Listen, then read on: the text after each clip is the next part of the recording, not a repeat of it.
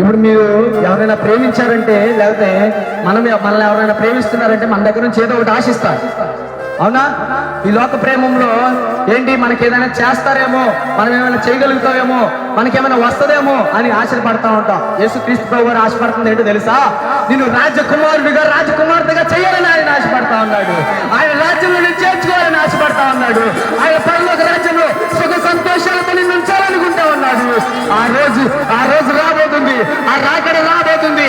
యేసుక్రీస్తు ప్రభు వారు మొదట ఎలా వచ్చారంటే గొర్రె పిల్లలాగా ప్రేమ కలిగి వచ్చారు, ఆయన సాత్వికం కలిగి వచ్చారు. రెండోసారి రాబోతూ ఉన్నారు. నీ కోసము ఆయన నిన్ను తీసుకెళ్ళడానికి వస్తా ఉన్నారు.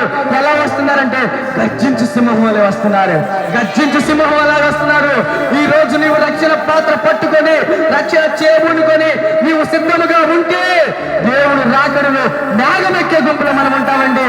ఆ మేఘమెక్కే గుంపులో మనం ఎప్పుడు ఉంటామంటే యేసుక్రీస్తు ప్రభువునందు మనం ఎప్పుడైతే విశ్వాసం ఇస్తామో, ఎప్పుడైతే రక్షణ తీసుకుంటామో, ఎప్పుడైతే ఆయన చేతులు వాడబడుతూ ఉంటామో, అప్పుడు మాత్రమే యేసుక్రీస్తు ప్రభువారు మనల్ని ఆ యొక్క కొనుక్కోబడటానికి మనం కారకులం అవుతాం, వారసులం అవుతాం. హల్లెలూయా, హల్లెలూయా.